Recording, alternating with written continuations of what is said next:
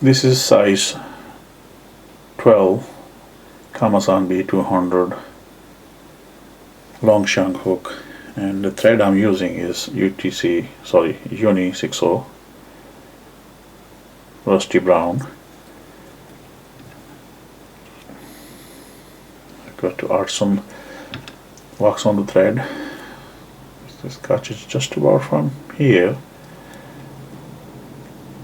touch and turn,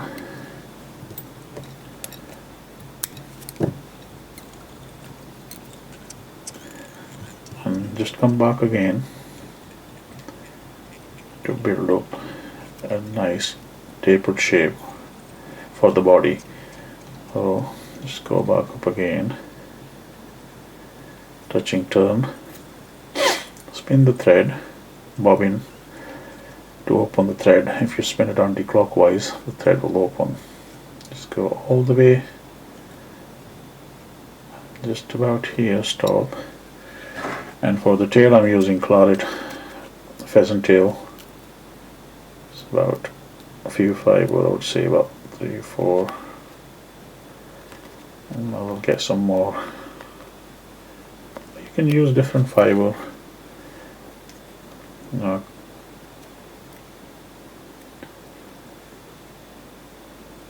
So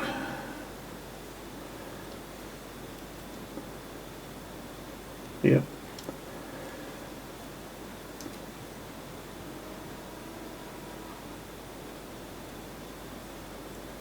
No. Just take your time.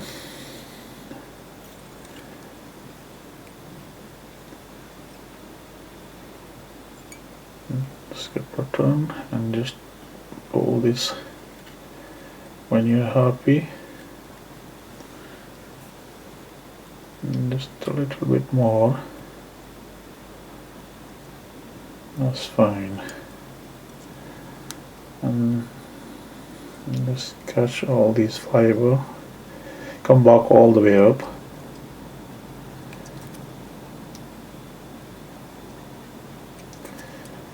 You can add some weight on this pattern, but I do. It's really good with the large still water. You don't need to add weight on it unless you're doing a river fishing or something, because this hook is quite heavy, and I normally use mostly floating line, or intermediate line. Or you can use a sinking line if you want to go deep. And yeah, that's just about here. For the body I'm using a clear stretch 1mm. You can buy that from any jewelry making hobbycraft or on eBay. Now, because it's quite thick on the end, so if you catch it will leave a little bit bubble or big bulk, so the best idea would be to, I would say, just like what I do is cut it point sharp, across to make a little pointy to catch this. Or the best idea would be just give a little heat and just pull it out. As you can see, let's just cut this little piece, leave a bit enough on so you can catch it easily. If you catch it here, take your time and touching turn. As you can see, I'm catching this piece and bring it along to scale this properly. That's better. This middle is a little bit depth here, so I'm going to go back to level the body and stop just about here, and I'll just give it a half edge, so I'll scale this here so the thread don't move about. Now when you're tying this, make sure you use a touching turn, but give it a decent stretch, but make sure you're doing it right, because the hook might come out of the jaw, snap out of the jaw, so you use both hands.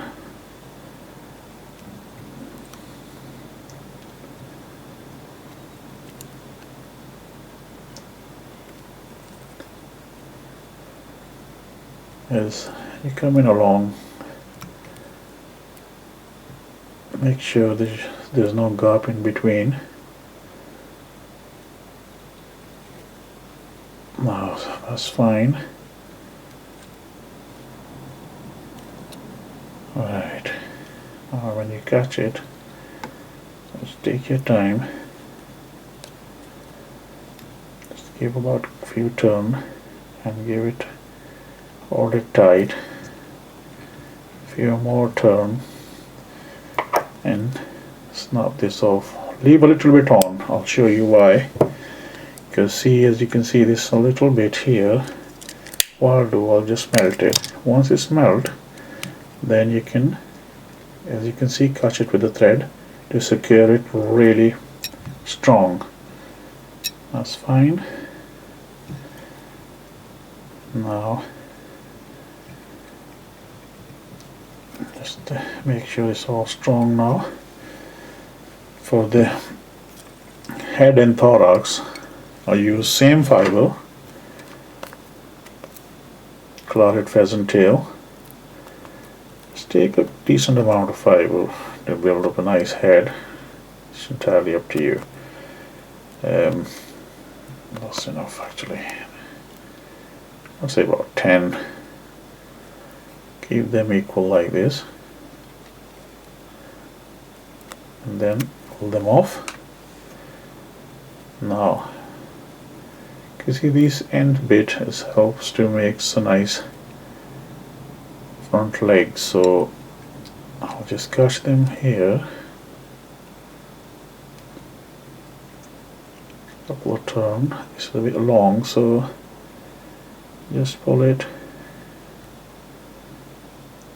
That's enough. Now scale this properly. Yeah, that's fine.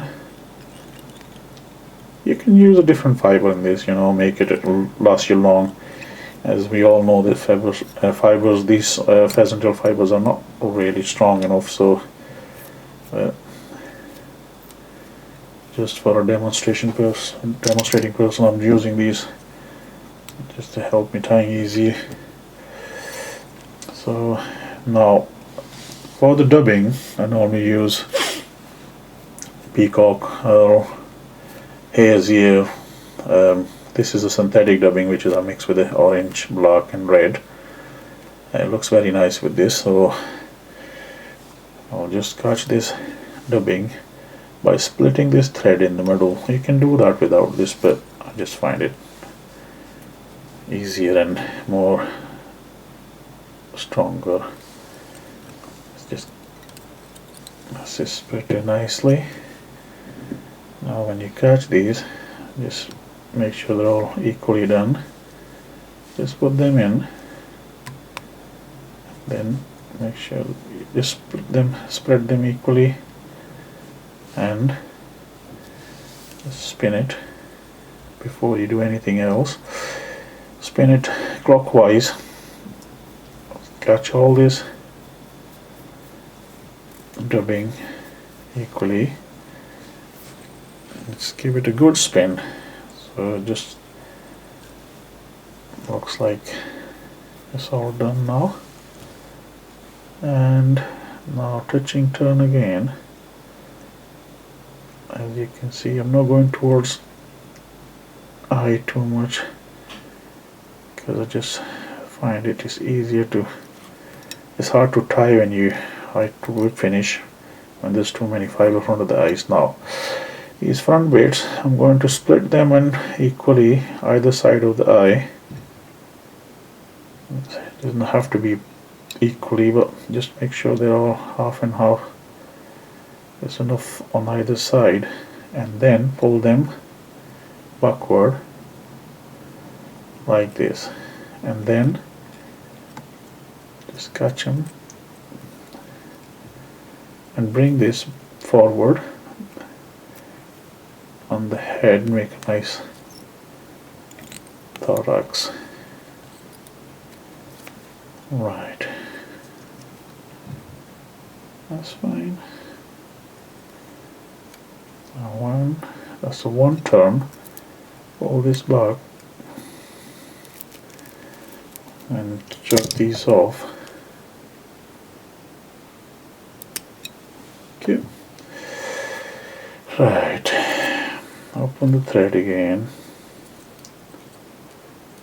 catch all these fiber and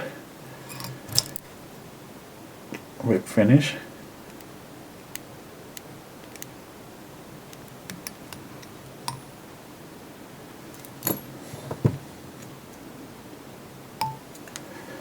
And yeah, now you can prod this about to alter, fix it the way you like. Chop all these little bits, pieces.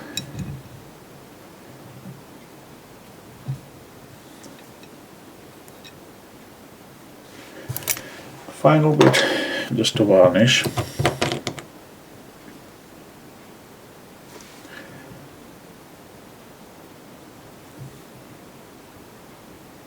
This is your clear stretch pheasant tail nymph. I hope you like it, and I hope you had a lovely new year. Thank you very much for watching. Hope to see you again.